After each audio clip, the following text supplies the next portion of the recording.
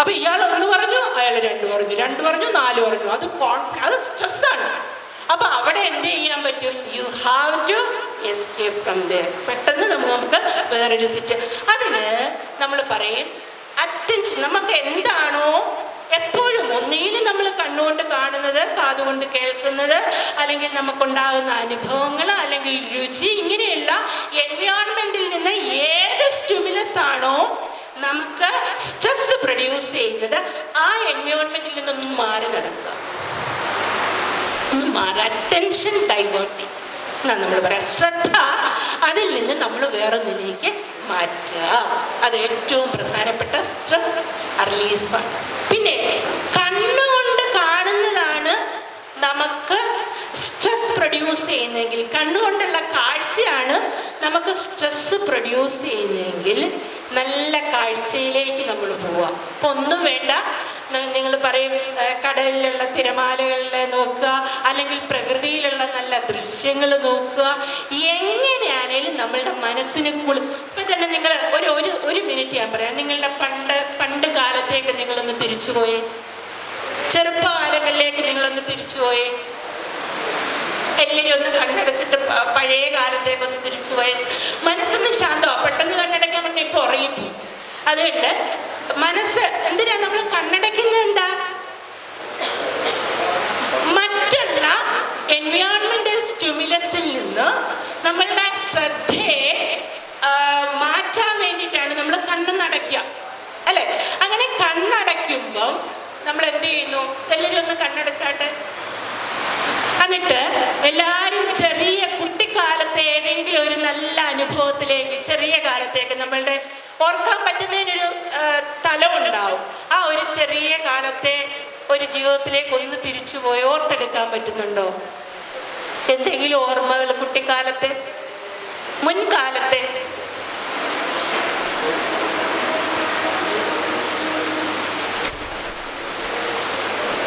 പോകാൻ പറ്റുന്നുണ്ടോ? കണ്ണടച്ച് കുറച്ചു നേരം ഇരിക്കാൻ പറ്റുന്നുണ്ടോ? പോകാൻ പറ്റുന്നുണ്ട്. എന്ത് ഓർമ്മയാണ്?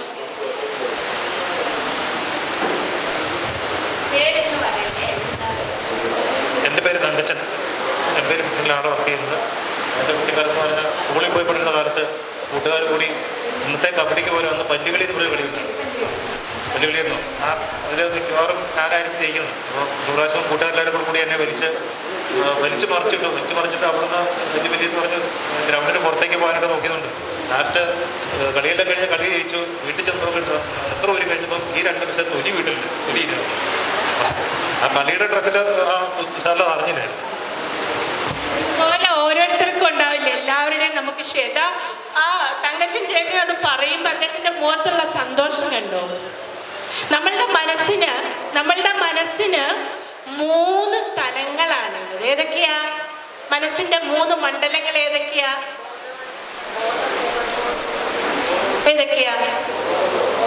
ഇപ്പൊ ആയിരിക്കുന്ന അവസ്ഥ അതെന്താ? പ്രസന്റ്. അതെന്താ?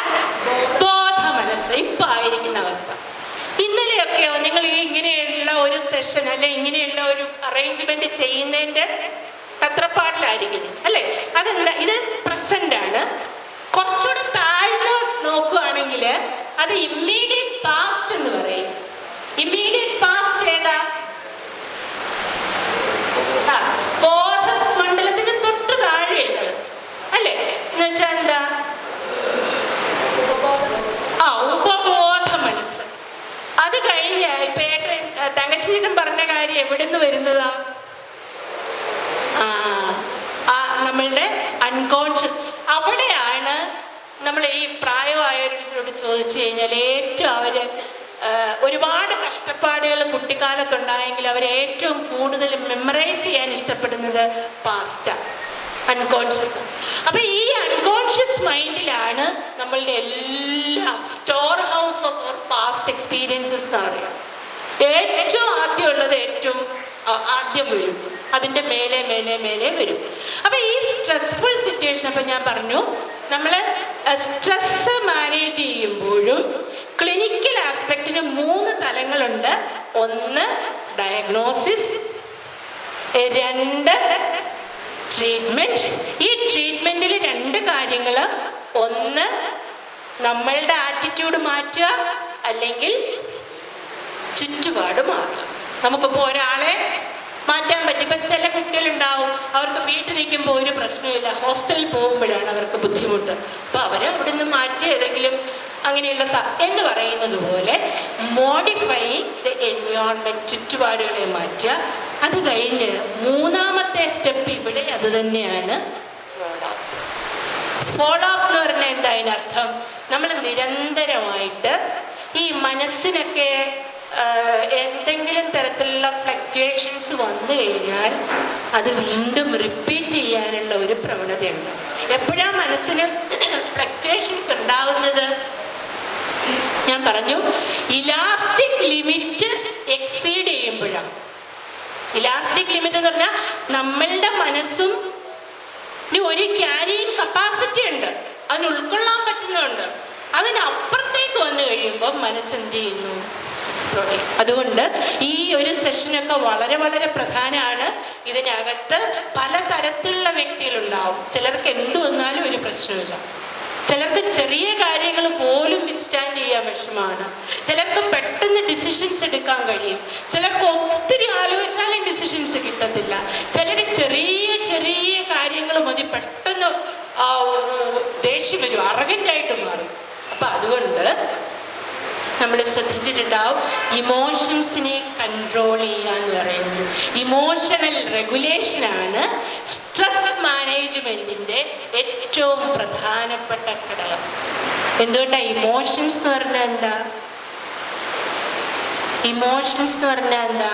ഇമോഷൻസ് ആണ് മനുഷ്യനെ മൃഗങ്ങളിൽ നിന്ന് വേർതിരിക്കുന്നത്. ഇമോഷൻ എന്നുള്ളതിന് എന്താണ് നമ്മൾ പറയുക? വികാരങ്ങൾ ഉണ്ടാവണം. ഈ വികാരങ്ങളാണ് നമ്മളെ അതിൽ നിന്ന് മാറ്റുക. അപ്പൊ ഏറ്റവും ഇങ്ങനെ വികാരങ്ങൾ, ഇമോഷൻസ് ഉണ്ടാവുമ്പോഴാണ് സ്ട്രെസ്ഫുൾ സിറ്റുവേഷനിൽ ഈ ഓളമുള്ള മനസ്സ് പോലെയാണ് സ്ട്രെസ് വരുമ്പോൾ. സ്ട്രെസ് കാണുന്നില്ലേ? സ്ട്രെസ് എന്ന് പറയുമ്പോൾ ഇപ്പൊ നിങ്ങളുടെ ഈ സ്ട്രെസ് ലെവൽ അറിയണമെങ്കിൽ നമ്മൾക്ക് ഈ ഹാർട്ടിന്റെ ഫങ്ഷനിങ് ഒക്കെ അറിയാൻ ECG എടുക്കും അല്ലേ? ECG എന്ന് പറഞ്ഞാൽ എന്താ?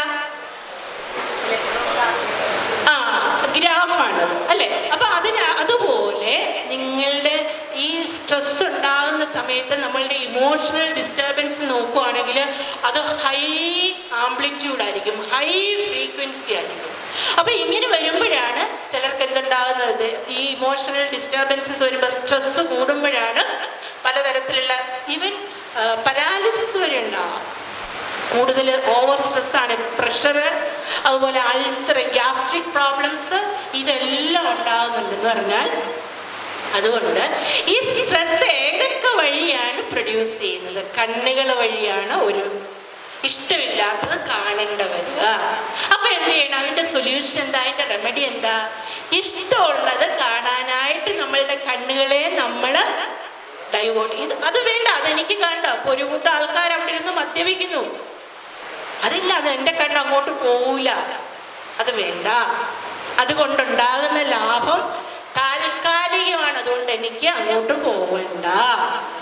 അത് കുറച്ച് അസ്വസ്ഥത ഉണ്ടാവും എങ്കിലും അത് നമ്മൾ എന്ത് ചെയ്യുന്നു? അത് ആരാ തീരുമാനിക്കുന്നത്? കാരണം ഈ ഒരു വൃത്തികെട്ട സാധനം താൽക്കാലികമായിട്ട് ഉന്മേഷവും ഉത്സാഹവും ഒക്കെ തരുന്നുണ്ടെങ്കിൽ ആത്യന്തികമായിട്ട് അത് എൻ്റെ ചങ്കിനെയും കരളിനെയും ഒക്കെ ഹൃദയത്തെ ഒക്കെ എന്ത് ചെയ്യുക? നശിപ്പിക്കുക ചെയ്യുന്നത്. അതുകൊണ്ട് നമ്മൾ പെട്ടെന്നൊരു ദിവസം നമുക്ക് അത് ചെയ്യാൻ പറ്റില്ല, നമ്മളത് ഉപേക്ഷിക്കുന്നു. അപ്പൊ കണ്ണുകൊണ്ട് നല്ല കാഴ്ചകൾ കാണുക. പ്രകൃതിയാണ് ഏറ്റവും വലിയ സൗന്ദര്യമുള്ളത്. കാരണം പ്രകൃതി ഈശ്വരനും രണ്ടും ഒന്നാണ്, ഒരു നാണയത്തിന്റെ നോക്കിയാൽ നമുക്ക് ഏറ്റവും കൂടുതൽ പ്രകൃതി എപ്പോഴാണ് നമുക്ക് ഇഷ്ടമുള്ളതായിട്ട് തോന്നുന്നത്? നമ്മള് ഏകാഗ്രത, നമ്മൾ എത്രമാത്രം പ്രകൃതിയിലേക്ക് കോൺസെൻട്രേറ്റ് ചെയ്യുന്നു. പ്രകൃതി ദൃശ്യങ്ങളല്ലേ ഈ കാണുന്നതൊക്കെ? നിങ്ങൾ ആ ദൃശ്യങ്ങളൊക്കെ ശ്രദ്ധിച്ചിട്ടുണ്ടോ? എന്തുകൊണ്ടാണ് ഇങ്ങനെയുള്ള ഒരു ഗ്യാതറിങ്ങിൽ ഇങ്ങനെയുള്ള ഒരു പ്രകൃതിയെ കൊടുത്തേക്കുന്നത്? അവിടെ ഉണ്ടാകുന്ന ഓരോന്നും നമ്മൾ നല്ല പ്രകൃതി നിരീക്ഷകരാകുക, സ്ട്രെസ് മാനേജ് ചെയ്യാനായിട്ട് ഏറ്റവും സഹായിക്കും. നല്ല ദൃശ്യങ്ങൾ മനസ്സിലോർക്കുക, ഇഷ്ടപ്പെടുന്ന കാര്യങ്ങൾ മനസ്സിൽ വിചാരിക്കുക, ഇഷ്ടമുള്ള സ്ഥലത്തേക്കൊക്കെ പോവുക. അതിലേറ്റവും നല്ലതാണ് രാവിലെ മോർണിംഗിൽ നമ്മൾ ഒരു തണുപ്പും ചെറിയ ചെറിയ കിളികളുടെ ശബ്ദമൊക്കെയുള്ള നല്ല ഒരന്തരീക്ഷം, നല്ല അറ്റ്മോസ്ഫിയർ. അപ്പം കണ്ണുകൊണ്ട് നല്ലത് കാണാൻ. ഇപ്പൊ നിങ്ങൾ ശ്രദ്ധിക്കേണ്ടത് പല സ്ഥലങ്ങളിലുള്ള ന്യൂസും കണ്ണിന് സ്ട്രെസ് ഉണ്ടാക്കുന്ന, നമുക്കുള്ള ആൾക്കാരുടെ സ്ട്രെസ് കൂട്ടുന്നതാണ് അല്ലെ. പത്രങ്ങളിൽ വരുന്ന വാർത്താ മാധ്യമങ്ങളിൽ വരുന്നതെല്ലാം നമ്മളുടെ നെഗറ്റീവ് എനർജി അല്ലേ നമ്മളിലേക്ക് തരുന്നത്. അത് ഓൾറെഡി ഉള്ള നമുക്ക് അല്ലെ. ഇപ്പൊ ചില ആൾക്കാർക്ക് ചെറിയൊരു കാര്യം മതി പറഞ്ഞാൽ പെട്ടെന്ന് കാര്യം, കാരണം ഓൾറെഡി അവർക്ക് എന്തെങ്കിലും തരത്തിലുള്ള വിഷമങ്ങളുള്ളതാണെങ്കിൽ ചെറിയൊരു കാര്യം കൊണ്ട് അവര് സ്ട്രെസ്ഫുൾ ആവും. അപ്പം നല്ല കാര്യങ്ങളിലേക്ക് കണ്ണാവുന്ന ഇന്ദ്രിയത്തിനെ ചാനലൈസ് ചെയ്യാൻ പറയും, അതിലേക്ക് മാറ്റുക. രണ്ടാമത്തെ സ്ട്രെസ് പ്രൊഡ്യൂസിങ് സോഴ്സ് ഏതാ? ത്രൂ ചെവി. അതിന് നിങ്ങൾക്ക് എന്ത് ചെയ്യാൻ പറ്റും? ഇപ്പൊ പണ്ടത്തെ കാലമൊന്നുമല്ലല്ലോ, എന്തെല്ലാം തരത്തിലുള്ള ശാസ്ത്ര സാങ്കേതിക വിദ്യകളാണ് നിങ്ങൾക്കുള്ളത്. എല്ലാം നിങ്ങളുടെ മൊബൈലിൽ വിരൽത്തുമ്പിലില്ലേ. അപ്പൊ നമുക്ക് എന്ത് ചെയ്യാൻ പറ്റും? അത് ഉപയോഗിച്ച് നല്ല പാട്ടുകൾ കേൾക്കുക. ഈ പാട്ടുകൾ കേൾക്കുമ്പോൾ നമുക്ക് എന്തൊക്കെയാണ് നിങ്ങൾക്ക് ഇഷ്ടമുള്ള 1-2 പാട്ടുകളൊക്കെ എന്ന് പറഞ്ഞാട്ട്. പാട്ട് സ്ഥിരമായിട്ട് കേൾക്കുന്നവർ ഇതിനകത്ത് എത്ര പേരുണ്ട്? പാട്ട് പാടുന്നവര് 2 പേരുണ്ട്. അല്ലാണ്ട് ഗായകര് വല്ലവരും ഉണ്ടോ? ഒളിഞ്ഞിരിക്കുന്ന ഗായകര്. പാട്ട് പാടുന്ന എത്ര പേരുണ്ട്? നിങ്ങൾ 2 ആളും പാടിയല്ലോ. ഇവർ 2 ആളും അല്ലാണ്ട് ഗായകരില്ലേ? പഴയ പാട്ടുകളാണോ ഏറ്റവും ഇഷ്ടം, പുതിയതാണോ? 2 ഇഷ്ടം. അപ്പൊ പാട്ടുകള് ഇഷ്ടംപോലെ പാട്ട് കേൾക്കുക. കവിതകൾ ഇഷ്ടമുള്ളവരുണ്ടോ? കവിതകൾ എഴുതുന്നവരുണ്ടോ? ഉണ്ട്. കവിത എഴുതുന്ന കവികളുണ്ട്. പിന്നെ ചെറുകഥകൾ അങ്ങനെയുള്ള കാര്യങ്ങളൊക്കെ എഴുതുന്നവരുണ്ടോ? ചെറുകഥ എഴുതുന്നവരുണ്ട്. അപ്പൊ ഇത് നിങ്ങൾക്കെല്ലാം നിങ്ങളുടെ കയ്യിലുണ്ട്. അപ്പം നിങ്ങൾക്ക് ഏറ്റവും കൂടുതൽ ഉപയോഗിക്കാവുന്നതാണ് അന്താക്ഷരി. അന്താക്ഷരി എന്ന് പറഞ്ഞാൽ ഒരാള് ഒരു വരി ചൊല്ലുന്നു അല്ലെ. നമ്മൾ മറ്റുള്ളവരൊന്നും ആരും വിമർശിക്കാൻ പോകണ്ട. ആ സമയം പൊന്നെ അടുത്ത ആളെന്ത് ചെയ്യും? അതിന്റെ ചേർത്ത് പാങ്ങുള്ള അക്ഷരത്തിൽ അവസാനിക്കുന്ന അത് നമ്മളുടെ മെമ്മറിയെ ഫോസ്റ്റർ ചെയ്യും, മെമ്മറിയെ വളർത്തും.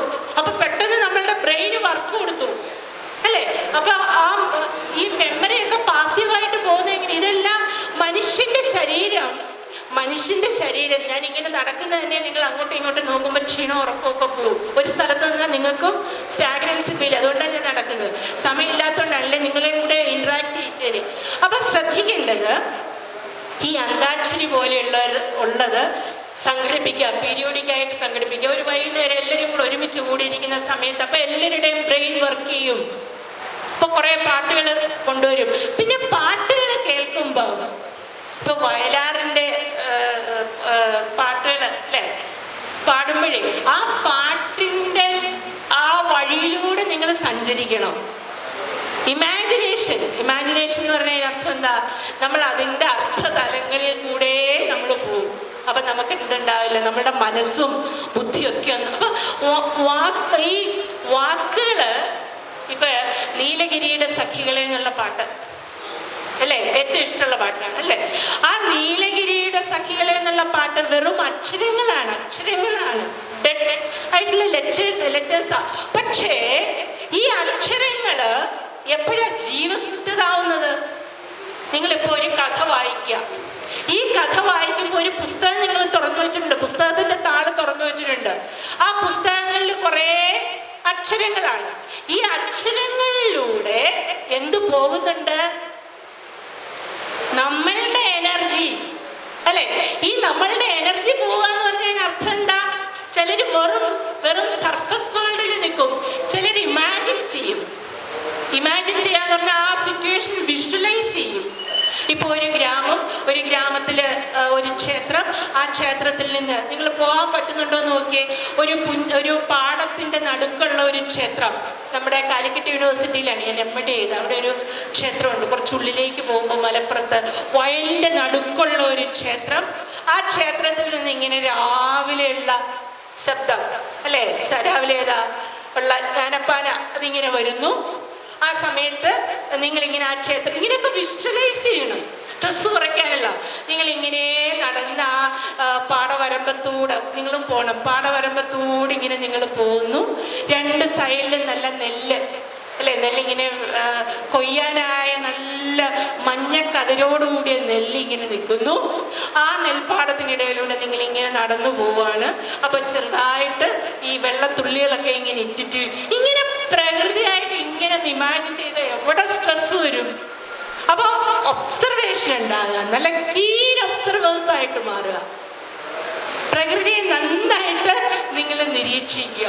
അങ്ങനെ പോകുന്നു, ക്ഷേത്രത്തിലേക്ക് പോകുന്നു, തിരിച്ച് തൊഴുതിറങ്ങി വരുന്നു. നമ്മൾ എവിടെയാണോ നമ്മൾ ഈശ്വര ആരാധന നടത്തുന്നത് അവിടെ, പള്ളിയാണെങ്കിൽ അങ്ങനെ, അമ്പലമാണെങ്കിൽ അങ്ങനെ, മോസ്ക് ആണെങ്കിൽ അങ്ങനെ നിങ്ങൾ ഓരോ നല്ല ഇഷ്ടമുള്ള കാര്യങ്ങൾ, മനസ്സിന് ആഹ്ലാദം പകരുന്ന കാര്യങ്ങൾ നിങ്ങൾ വിഷ്വലൈസ് ചെയ്യുക.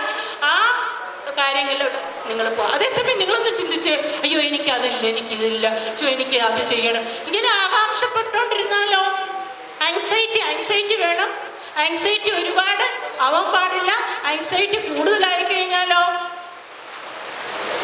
ആ ആൻസൈറ്റി കൂടുതലായി കഴിഞ്ഞാൽ എന്തോരും ആൻസൈറ്റി ന്യൂറോസിസ് ആവും. ന്യൂറോട്ടിക്കായി സൈക്കാട്രിസ്റ്റിനെ ക്യൂർ ചെയ്യാൻ പറ്റുള്ളൂ. എനിക്ക് നാളെ ഇനി എന്താ ചെയ്യാൻ വരിക, നാളെ അത് എവിടെ പോകേണ്ടി വരും, ഇങ്ങനെയൊന്നും ചിന്തിച്ചാൽ നമുക്ക് സൊല്യൂഷൻ ഇല്ല. പക്ഷെ ആൻസൈറ്റി, ടെൻഷൻ, സ്ട്രെസ്, ആങ്കർ, ഇതെല്ലാം എന്തിന് ഇമോഷൻസാ? ഇതെല്ലാം എന്ത് ഇമോഷൻസാ? നെഗറ്റീവ് ഇമോഷൻസ് ആണ്. Happiness, love, affection, care, concern, ഇതെല്ലാം പോസിറ്റീവ് ഇമോഷൻസ് ആണ്. പക്ഷെ നെഗറ്റീവ് ഇമോഷൻസ്, ആങ്കർ വേണ്ടേ? എപ്പോഴും നമ്മളിങ്ങനെ വളരെ പ്രസന്റ് ആയിട്ട് നിലപിള്ളേരൊന്നും ഭാഗത്തിൽ ആങ്കർ വേണം. ആൻസൈറ്റി വേണ്ടേ? വേണം. അത് എരിവും പുളിയും ഉപ്പും ഒക്കെ പോലെയാ കൂട്ടാൻ. ജീവിതത്തിന് എരിവും പുളിയും ഉപ്പും ഒക്കെ തരുന്നത് ഈ നെഗറ്റീവ് ഇമോഷൻസാ. കുറച്ച് വേണം, കുറച്ച് ആൻസൈറ്റി ഉണ്ടാവണം.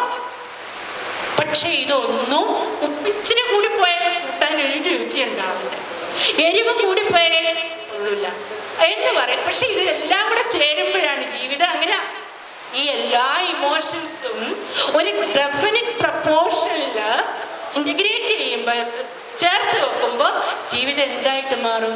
പക്ഷെ അതിനകത്ത് നമ്മൾ ശ്രദ്ധിക്കേണ്ടത്, ചിലർക്ക് അതിനുള്ള സ്കിൽസ് ഉണ്ടാവും, ചിലർക്ക് അതിനുള്ള സ്കിൽസ് ഉണ്ടാവില്ല. അപ്പം നമ്മൾ ശ്രദ്ധിക്കേണ്ടത്, അപ്പം കണ്ണുകൊണ്ട് കാണുന്നു, കാതുകൊണ്ട് കേൾക്കുന്നു. പ്രവൃത്തി, നിങ്ങളുടെ വീട്ടിലൊക്കെ എന്തെല്ലാം നിങ്ങൾക്ക് വെറുതെ ഇരിക്കുന്നവരുടെ മനസ്സ് ചെകുത്താന്റെ പണിശാല. വെറുതെ ഒന്ന് ആലോചിച്ച് നോക്കിയേ, വീട്ടിൽ നമ്മളെ പോലെയുള്ള സ്ത്രീവർഗം ഇഷ്ടം പോലെ പണി ഇങ്ങനെ ചെയ്യുക അല്ലേ? നിങ്ങൾ വെറുതെ ഒരു ആലോചിച്ച് നോക്കി, ആരുമില്ല, നമ്മൾ രണ്ടാളും മാത്രമേ ഉള്ളൂ. നിങ്ങൾ എപ്പോൾ നോക്കിയാലും നിങ്ങളൊരു സ്ഥലത്ത് തന്നെ ഇങ്ങനെ ഇരിക്കുക. നമ്മൾ അടുക്കളയിലെല്ലാം ഇങ്ങനെ വെക്കുകയും പാത്രം കഴുകുകയും തുണി നനയ്ക്കുകയും ഒക്കെ. ഒന്ന് ആലോചിച്ച് നോക്കേ, അങ്ങനെ ആരെങ്കിലും ഉണ്ടെങ്കിൽ ഇന്ന് തൊട്ട് നിങ്ങൾ പോയി ചെറിയൊരു കാര്യം മതി, ഒരു 2 പാത്രം അവിടെ കഴുകി വെച്ചാൽ അത് അങ്ങോട്ടൊന്ന് എടുത്തു വെച്ചാൽ ഒന്നും കുഴപ്പം വരില്ല അല്ലെ? ഒരു 2 പേപ്പറോ അങ്ങനെയുള്ളതൊക്കെ കിടക്കണം, അതൊന്നും അടുക്കി വെച്ചാൽ ഒരു കുഴപ്പവും വരില്ല. എല്ലാത്തിനും നമ്മളെ മീൻസ് നിങ്ങളുടെ കൂടെ ഉള്ളവരെ മാത്രം, ഇതിപ്പോൾ അവരില്ലാത്തതുകൊണ്ടാണ് കുറ്റം പറയുന്നത്. ഒരിക്കലും ആക്ടിവിറ്റി ഓറിയന്റഡ് ആവുക, അല്ലാണ്ട് നമ്മൾ റെസ്റ്റ് ചെയ്യുന്നതാണ്. നമുക്ക് വെറുതെ എന്തോന്ന് നമ്മളിപ്പോൾ വെറുതെ ഇരുന്നിട്ട് വേണം, കുറച്ചു നേരം നിങ്ങൾ റെസ്റ്റ് ചെയ്യണം. ബാക്കിയുള്ള സമയത്ത് എപ്പോഴും എന്തെങ്കിലും ആക്ടിവിറ്റി ഓറിയന്റഡ് ആയിട്ടിരിക്കുക, എന്തെങ്കിലും പ്രവൃത്തി ചെയ്തുകൊണ്ടിരിക്കുക.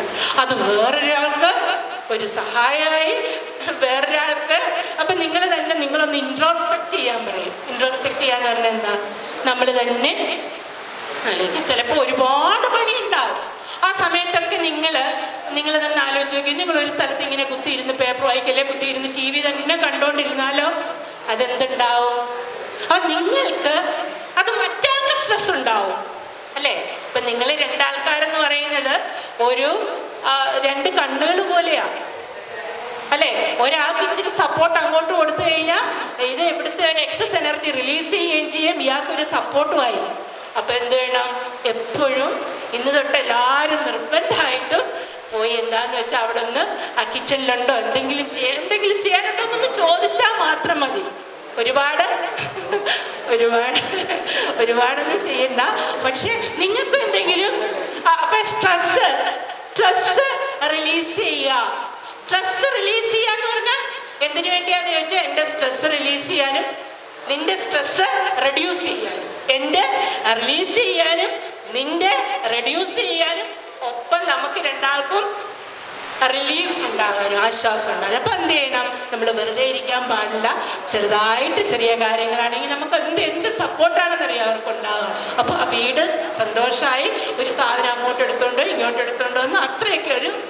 അപ്പൊ ഒന്നാമത്തത് കണ്ണുകൊണ്ട് നല്ല ദൃശ്യങ്ങൾ കാണുക, അകക്കണ്ണുകൊണ്ടും കാണണം, പുറം കണ്ണുകൊണ്ടും കാണണം. കാരണം ഈ പുറത്ത് കാണുന്നതാണ് പ്രോസസ് ചെയ്തിട്ട് അകത്തേക്ക് കൊടുക്കുക. അപ്പം അതുകൊണ്ട് നല്ല കാഴ്ചകൾ കാണുക, നല്ല കാര്യങ്ങൾ കേൾക്കുക. ഇപ്പൊ വേറൊരു കാര്യം, പലപ്പോഴും രണ്ടാളുകൾ തമ്മിൽ സംസാരിക്കുമ്പം മൂന്നാമതൊരാളെ പറ്റി മോശമായിട്ട് കേൾക്കുമ്പോൾ അത് കേൾക്കാൻ നിങ്ങൾ ഇട കൊടുക്കരുത്. അതൊരു ക്വസ്റ്റ്യൻ. ആരെ പറ്റി മോശമായിട്ട് വന്ന് പറഞ്ഞാലും അതൊരു നെഗറ്റീവ് എനർജിയാണ് നമ്മളിലുണ്ടാകുക, ക്രിയേറ്റ് ചെയ്യുക അറിയാണ്ട്. അങ്ങനെ നെഗറ്റീവ് ആളുകൾ പലതരത്തിലുണ്ടാവും.